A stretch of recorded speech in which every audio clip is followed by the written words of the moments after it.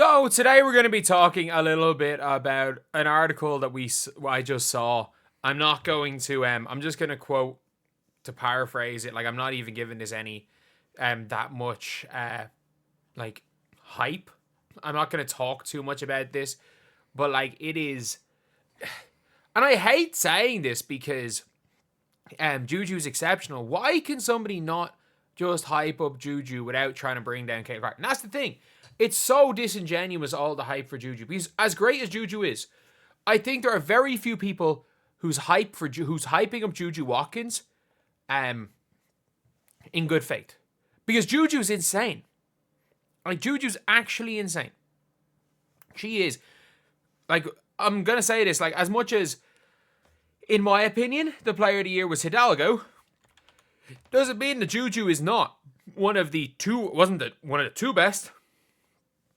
Having her at second place, and if you have her any lower in second, I mean, especially after, in fairness, Latson's last game, I did feel kind of, if she balled out against Duke as well, then we're having a different conversation here.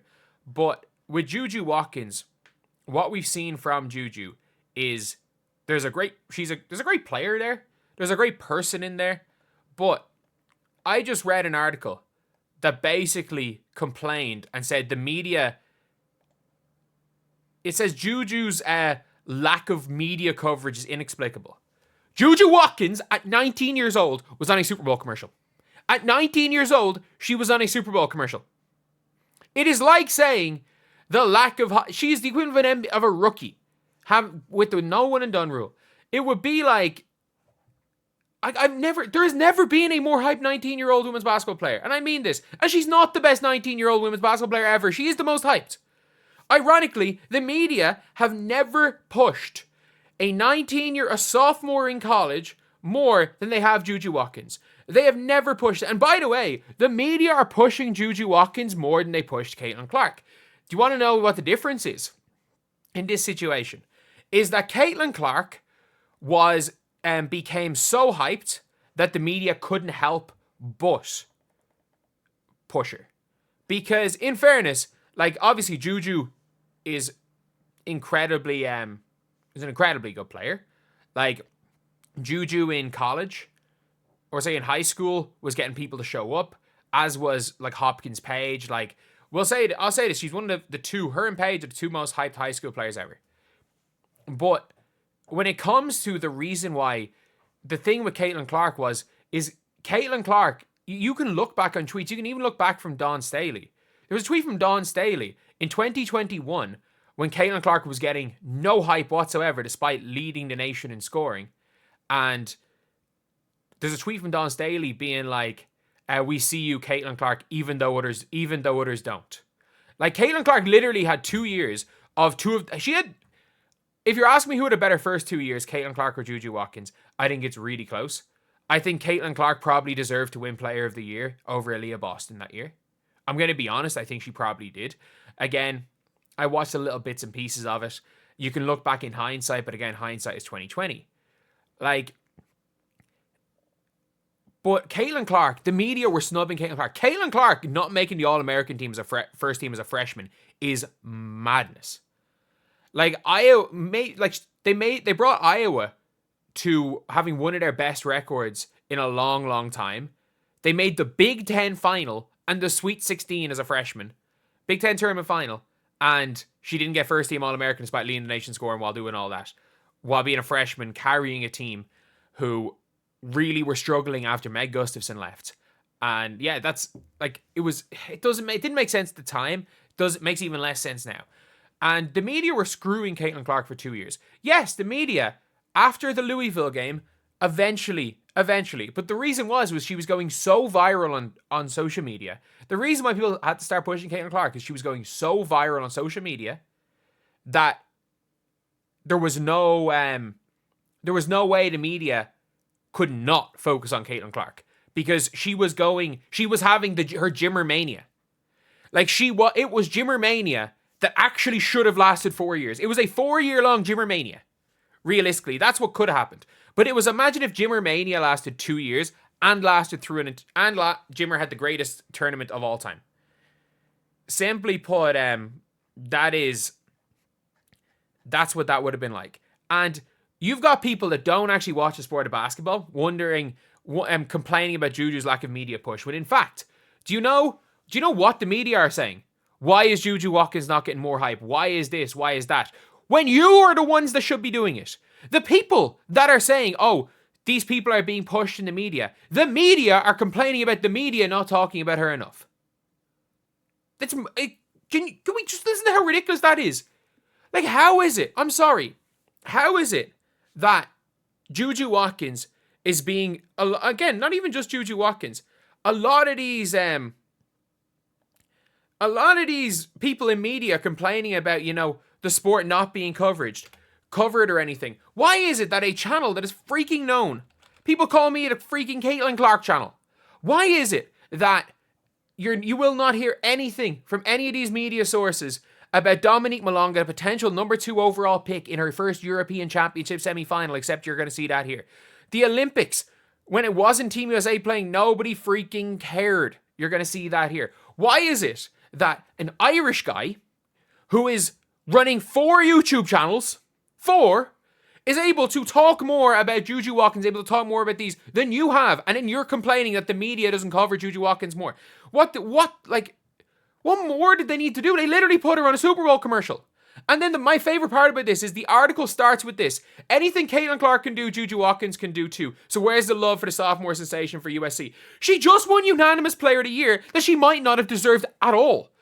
It was like giving, again, it would be like giving Shea unanimous MVP in the NBA this year, when you could argue Jokic deserved it, when it's a neck-and-neck race. It would be like giving Angel Wilson unanimous MVP when Nafisa Collier's team was like 3 seeds higher and put up on better efficiency and was a better defender and her team was better and cooked Angel Wilson every oh, yeah, this is women's basketball we're talking about.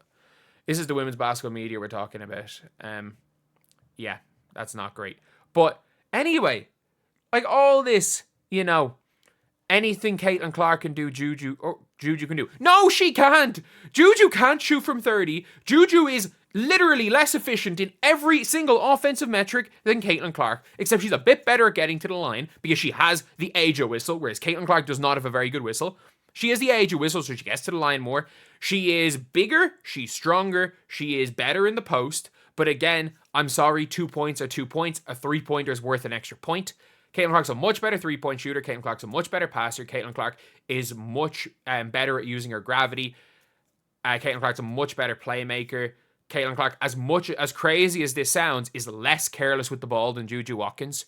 There is, and by the way, also, there's nothing that Juju Watkins can do on the defensive end, or like the Caitlin Clark can do. Like, Juju Watkins is so much better on the defensive end. It is literally like comparing, I'm not joking when I say this, I've watched quite a lot of Cooper Flag. And yeah, there's a little bit more shot creation out of Juju. But what she can do on the defensive end as her help side defender, when she locks in on ball, she's good. I see a lot of Cooper Flag. Like, everyone's saying it's like, oh, she's Carmelo Anthony. Man, Juju Watkins is a better defensive player than offensive player.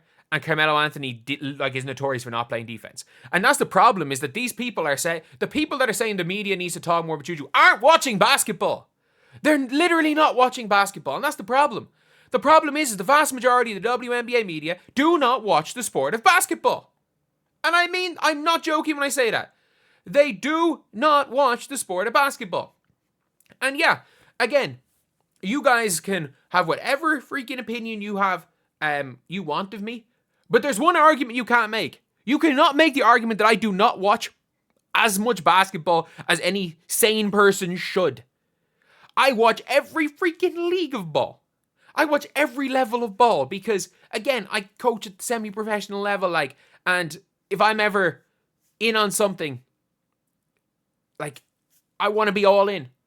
There's things you can learn from every different level of basketball, women's, men's, overseas, NBA. There's different things you can learn about basketball, and heck, you can learn stuff from ball from looking at other sports and spacing and everything, and you can never question that.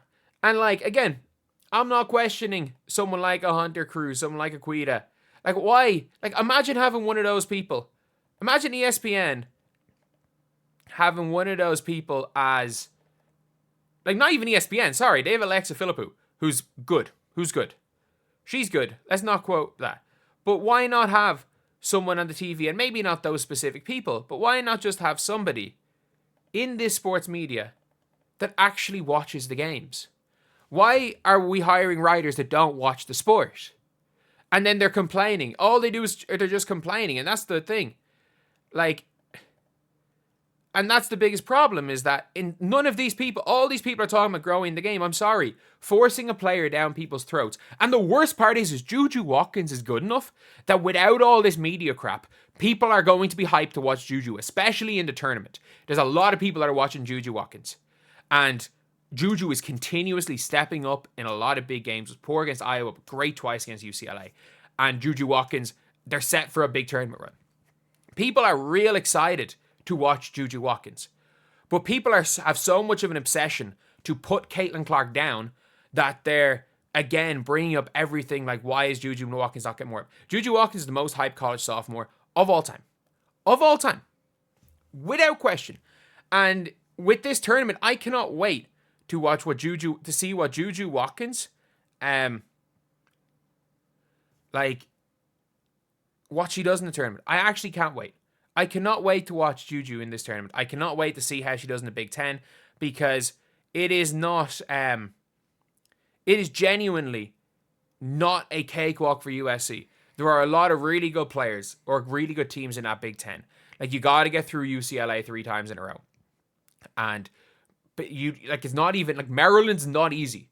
Like, Cheyenne Sellers is like a legitimate tough matchup for Juju. Like, Maryland are good. They've got to get through, possibly Michigan. If Michigan beat Maryland with Silas Swords, is never going to be easy. And luckily enough, they didn't draw Ohio State, or they didn't draw UCLA before the final. And they are very lucky they didn't draw Iowa before the final too. Because no matter what, Iowa hang with teams. But I'm really looking forward to seeing how she does in the Big Ten tournament. I'm really looking forward to seeing how she does in the NCAA tournament. And I'm going to be watching every Juju game. I'm going to be watching every USC game. I'm going to be watching every UConn game. I'm going to be watching every game that I'm watching every Iowa game. I'm going to be watching, like, Vanderbilt hoop today. I'm going to be watching all of these teams, because there's a lot of players that are fun to watch, and there's a lot of teams that are fun to watch. I mean, watching Florida State, seeing what Notre Dame do. The SEC, man. Who's going to win SEC? South Carolina, Texas, LSU? That's a hell of a conference. But, yeah, and it's like people, again, just not watching ball. Like, everyone talking about how Dawn Staley was robbed of Coach of the Year from South Carolina. Literally, because they won the SEC on a coin flip. I'm not joking here. A coin flip, they won it. And Texas were new to the SEC, didn't have the scouts on teams, and they were not expected to be a top 5 team in the nation, end of the year at number 1.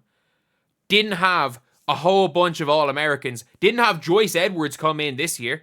Didn't have another number 1 or number 2, whatever, player in the country coming in this year. And they beat South Carolina. They were ahead of South Carolina. And people are saying that Dawn Staley was robbed because her team, who started off the year as the first ranked team in the nation, ended up as the 5th ranked team in the nation. Ended up as a 2 seed. Which, yeah, it's just a mad thing. It's a mad thing. And, like, whatever, you can say whatever the hell you want about me. Almost, I would say, 75% of the WNBA media are doing it in bad faith and don't watch basketball. But anyway, I'll see you guys.